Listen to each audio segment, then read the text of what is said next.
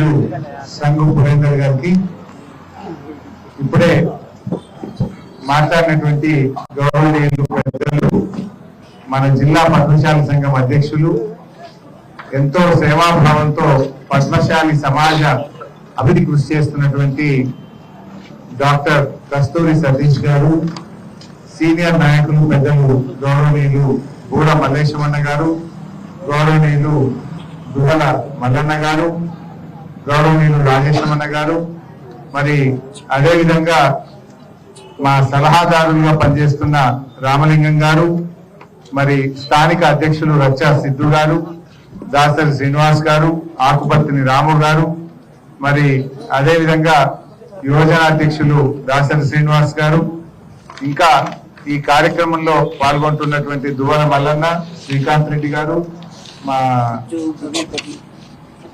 చిప్ప ప్రభాకర్ గారు, కోడ రమేష్ గౌడ్ గారు, జైపాల్ రెడ్డి గారు, మహేందర్ గౌడ్ గారు, మహేందర్ రెడ్డి గారు, జోగు పిక్షపతి గారు, అన్ని గ్రామాల పద్మశాలి సంఘ అధ్యక్షులు, కార్యవర్గం, మా కామన్ సీనన్న కూడా వచ్చారు, మాజీ మార్కెట్ కమిటీ చైర్మన్ మినమూరు గారు, దాసరి రవి గారు, ఇంకా ఎవరైనా పేరు మర్చిపోతే పద్మశాలి సంఘ పెద్దలు, పద్మశాలి కుటుంబ సభ్యులు, పత్రికా విలేకరులు, అందరికీ పేరు పేరు నమస్కారం.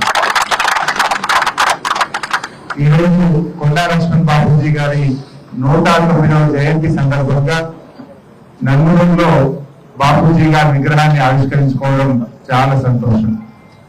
ఈ విగ్రహ ఏర్పాటుకు కృషి చేసినటువంటి ప్రతి ఒక్కరిని ముందుగా నేను మనస్ఫూర్తిగా అభినందిస్తా ఉన్నాను. కొండా లక్ష్మణ్ బాపూజీ గారికి తెలంగాణ ఉద్యమానికి చాలా దగ్గర సంబంధం ఉంటుంది. 1969లో తెలంగాణ రాష్ట్రాన్ని ఏర్పాటు చేయాలని గడ్డి పూజలాగా మంత్రి పదవిని త్యజించిన వ్యక్తి కొండా లక్ష్మణ్ బాపూజీ గారు. మనం మనదేశ ఉద్యమంలో రాజీనామా చూసాం, కానీ అప్పుడు 69లోనే తన మంత్రి పదవిని తెలంగాణ కోసం, తెలంగాణ ఏర్పాటు చేయాలని చెప్పి రాజీనామా చేసినటువంటి వ్యక్తి.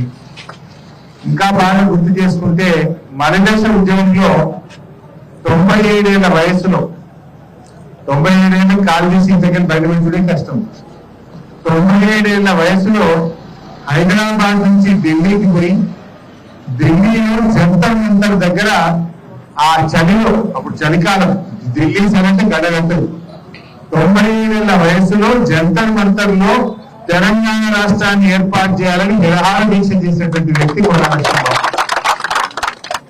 కేసీఆర్ గారు గులాబీ జెండా ఎగిరేసి తెలంగాణ కోసం కొట్లాడితే తన ఇంటిని పార్టీ ఆఫీస్ కోసం ఇచ్చినటువంటి గొప్ప మహనీయుడు కొండా లక్ష్మణ్ బాపూజీ. ఆయన పేరులో కొండ ఉంది. నిజంగా ఆయన వ్యక్తిత్వం కూడా కొండంత గొప్ప వ్యక్తిత్వం కలిగినటువంటి వ్యక్తి. అంటే ఆయన తెలంగాణ కోసం జీవితాంతం కృషి చేసినాడు. పద్మశాలీల అభివృద్ధి కోసం, పద్మశాలీల హక్కుల కోసం కూడా తన చివరి శ్వాస దాకా కూడా పోరాటం చేసిన వ్యక్తి, కృషి చేసిన వ్యక్తి కొండా లక్ష్మణ్ బాపూజీ గారు. రాజకీయాలకు అతీతంగా పనిచేసినాడు, పార్టీలకు అతీతంగా పనిచేసినాడు. అటు తెలంగాణ రాష్ట్రం కోసం కృషి చేసిండు, పద్మశాలీల అభివృద్ధి కోసం కృషి చేసినటువంటి మహనీయుడు కొండా లక్ష్మణ్ బాపూజీ గారు. అందుకే రాష్ట్రం ఏర్పడగానే మన కేసీఆర్ గారు కొండా లక్ష్మణ్ గారి జయంతిని, వర్ధంతిని అధికారికంగా జరిపేటట్టు ఉత్తర్వులిచ్చిండు మన కేసీఆర్ గారు. అంతేకాదు కొండా లక్ష్మణ్ బాపూజీ పేరిట మన సిద్దిపేట జిల్లాలో ఉన్నటువంటి హార్టికల్చర్ యూనివర్సిటీకి శ్రీ కొండా లక్ష్మణ్ బాపూజీ హార్టికల్చర్ యూనివర్సిటీగా నామకరణం చేసి వారి కీర్తి ప్రతిష్టలను మరి ఎప్పటికీ ఉండే విధంగా ఆ యూనివర్సిటీ కూడా వారి పేరు పెట్టుకోవడం జరిగింది. సిద్దిపేటలో కూడా మా డాక్టర్ సతీష్ గారు చెప్పగానే బ్రహ్మాండమైన కాంస విగ్రహాన్ని సిద్దిపేట పట్టణంలో ఏర్పాటు చేసుకున్నాం. ఇవాళ నందమూరులో కూడా ఏర్పాటు చేసుకున్నాం. మా కామన్ సీనన్న ఉన్నారు, త్వరలో చిన్న కోడూరులో కూడా తప్పకుండా కొండా లక్ష్మణ్ బాపూజీ గారి విగ్రహాన్ని కూడా ఏర్పాటు చేసుకున్నాం. ఎందుకంటే ఇవాళ యావత్ తెలంగాణ ప్రజలు గర్వించదగినటువంటి బిడ్డ మరి పెద్దలు కొండా లక్ష్మణ్ బాపూజీ గారు.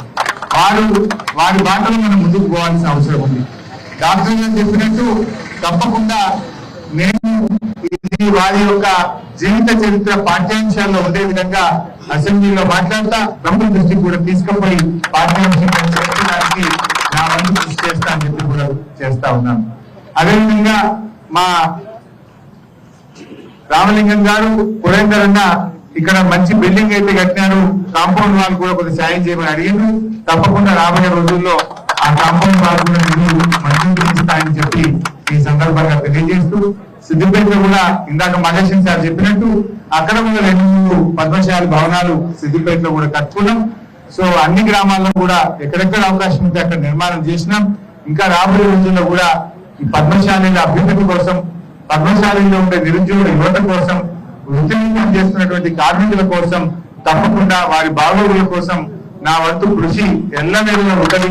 వారి కోసం నేను కృషి చేస్తాను. ఎప్పుడు కూడా మీరు ఏ సమస్య ఉన్నా దయచేసి నిస్సంకోచంగా నా దృష్టికి తీసుకురండి.